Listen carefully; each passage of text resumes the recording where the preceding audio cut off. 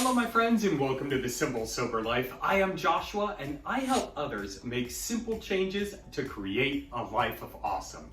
Welcome my friends, thank you so much for joining me and welcome to another Financial Friday. I'm so glad to have you here.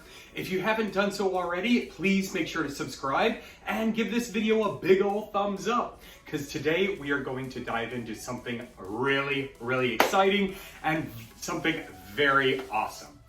So as we know, the stock market has been going crazy. Over the past couple of weeks, it has literally taken a nosedive and is now starting to come back up.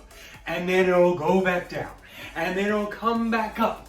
Now, we've talked about the stock market a couple of times on this channel, but what got me to want to create this video was several people at work have been inquiring and asking me questions about different stock market functions and different ways to utilize the stock market. I've actually got a couple of the guys at work signed up on Robinhood so that they can start investing and learning more about the process and how everything works.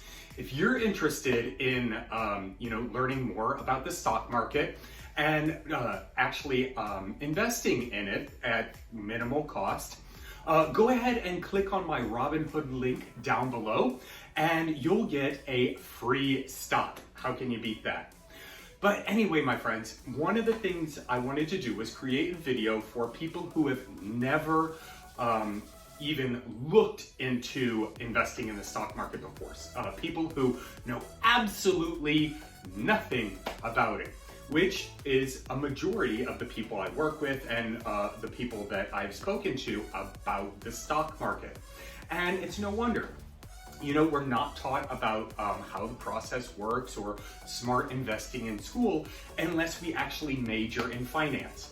Well, fortunately for you, I did major in finance. I got a master's degree in finance. And so I have a pretty good understanding of how everything works within there. So I'm going to keep this as elementary as possible. We're just going to do a couple of, tips on those who are just now getting started, and now is a great time to get started. So here are a couple of tips if you are wanting to start investing in the stock market. So very basic, very fundamental.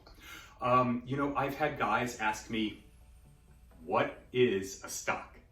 So basically, it's a very fundamental explanation. A stock is a piece of a company. And so what a company will do is when they need to raise funds, they will put out a percentage of the company for sale. And when you're buying a stock, you buy into that company. So you get a fractional percentage of that company. The more stocks that you buy, the more of the percentage of the company that you own. And then you are actually entitled to, their profits and their assets, based on the percentage of your ownership within that company. So at its very fundamental basis, a stock is basically a piece of the company that you buy. Now, when you're researching stocks and thinking about getting into this process, I recommend that you actually start with looking into companies that you already use. So if you look into, brush your teeth, you might want to look into Colgate. The deodorants that you buy, the companies that have your food, like Dole or Tyson, things like that. The products that you use every day is a great way to start researching companies and stock market tracks and things like that. These are products that you're comfortable with, companies that you are generally pretty brand loyal to. And if you're spending the money on the products, why not get a piece of the action on the back end as well? It just makes perfect sense. And once you start developing an understanding of how that process works, the ebbs and flows of their ticker, of their market price and things like that, then you can start branching out and exploring other companies. Other things that you might want to look into are the restaurants that you frequent. Yeah, or let's see here. If you're a big fan of Disney and you go to Disneyland a lot, look into Disney stock and things like that. The cool thing about stocks is, they range in a wide variety of prices. So you don't have to have thousands of dollars in the bank or millions of dollars in the bank to get started. A lot of the stocks that I started out with were $2, $3, $4 a share. And so, that's where I started. And then I started, developing a broader understanding of, how everything works and things like that. And then I started growing my portfolio. So you can start out really small. And I would actually highly encourage that, because one of my cardinal rules is do not invest money that you cannot afford to lose. Don't go out and spend your entire emergency fund on a couple of stocks. Don't spend your grocery money. Make sure that you and your family are well taken care of, and you have everything you need. You have your emergency fund in set. You have your other expenses on track before you actually start diving into the stock market. Because frankly, as we've seen in the past month, 6 weeks, it is pretty volatile, which means that, it could be up 1 minute and then just crash the next. And so everything that you've invested in that, could go down the tube. A lot of people call it a form of gambling. I don't necessarily agree with that, because there are actions that you can take in order to minimize your risk when it comes to the stock market. There are a different number of plays that you can do. There are a different number of strategies that you can take to help balance out the playing field, as to where if you go and buy a $10 scratcher, it's kind of the luck of the draw. There's nothing you can do in order to balance out your odds with that. And so what makes the stock market so volatile? Well, there are a number of different things. So basically, the stock market is a system of supply and demand. So what a company will do is, when it wants to raise more money, is it will issue out a certain number of stocks. And depending on how many of those stocks are available, determines whether the stock goes up or down. As we've seen in the past couple of weeks, the stock market has crashed. Well, a lot of people were panicked over this coronavirus, and so they started selling off their stocks. And that created an influx of the stocks that were available. And so, like with anything else, when there is a large supply of something, the price drops. And we saw that recently. We saw, stocks across the board. It didn't matter what industry they were in, everything kind of took a dip. And, the ones that were hit hardest were restaurants and tourism things and, vacation things, anything to do with flight or hotels or cruise ships or travel or anything like that. Those industries took the largest hit because people were just dumping their stocks, getting rid of them because they were worried about that crash. And so, those who were fortunate enough to invest in those areas got them at a deeply discounted price. So that's one thing that affects the stock market, the supply and demand of the shares that are available. And there are a number of different things that also affect how the stock market reacts. This coronavirus, as we saw, it created a fear. And so, that caused the stock market to crash. When things are good, when we, the economy is moving along and going forward and growing, then the stock market will start rising. The stock prices will start rising because people are confident in, the economy and things like that. And so, fear and emotion takes a big toll on how the stock market reacts to certain instances. And that is another great point. If you are starting to invest in stocks, you have to take your emotion out of it. What you need to do is you need to focus on the numbers, because the numbers don't lie. So when you're researching your companies that you're thinking about investing in, you want to look at their profits, you want to look at their losses, you want to look at all of their different financial statements to see how they're doing.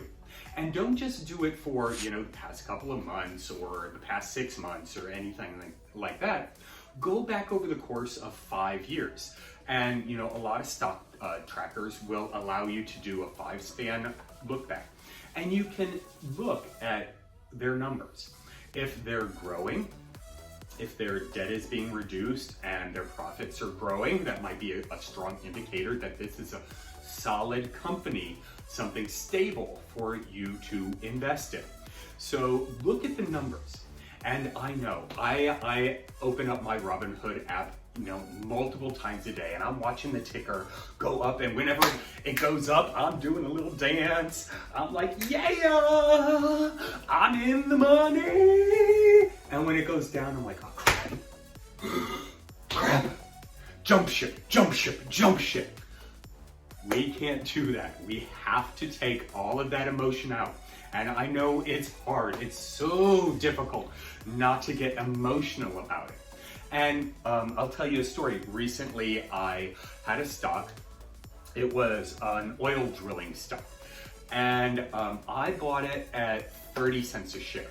And in 2 waves, I ended up with like 200 shares. And then all of a sudden, it started creeping up. And then it shot up like a crazy demon. It went crazy. I think it quintupled in value. And I'm like, yes! And then I started getting a little greedy. I hung on to it. And then it started tanking. It started tanking. Remember, what goes up must come down, especially if it shoots up like that. It's a strong indicator that it will eventually start balancing out. And so I sold it off at $1.40, and I made a pretty good return. And I sold it out of fear because I kept seeing it drop, and I didn't want to lose out on that investment, on that profit. Because I've had stocks in the past that have shot up really quick and then shot back down really quick, and it's gut wrenching. And I jumped on it and I sold it, and when it dropped back down, it went down a little further than what I sold it for. I'm like, okay, I made a smart choice. But then the next day it came up and it crept up 20 cents higher per share than what I sold it for. I'm like, crap. So take a deep breath in before you do anything, before you buy or sell, and look at the numbers. Look at the company, do some research. Is there any news that has come out on the company? And I've made some money in the stock market by doing that, just following news articles. If something good happens with a company, their stock will probably climb up, and it will either level off or it could dip back down. So just pay attention to the numbers. Don't do a knee-jerk reaction and do something crazy because your heart's kind of going out of your chest. Because it is exciting once you start getting into it. It can be very invigorating, watching that ticker go up and down and up and down and up and down. Whew. Another tip that I have is diversify. This is the baseline activity that you can do in order to properly manage your portfolio so that you can protect against losses and things like that. So don't put all of your money into a single stock, because you never know what that one stock or that one industry will do. You know, you want to kind of pick things on opposite sides of the spectrum so that you can, have a well-rounded portfolio. So if you look at different companies and you notice one is going up while the other is going down in different industries, this might be a good indicator to, maybe split your what you're going to invest in, put half in one and half in the other, so that it kind of evens things out. Because chances are when something else happens, then they'll cross paths again. When your one that's up starts coming down, the other one could go back up. Spread your money out among different industries and different things that you feel comfortable with. It's all about your level of risk, your comfort level for risk. And the last tip that I have for you is understand that this is going to take time.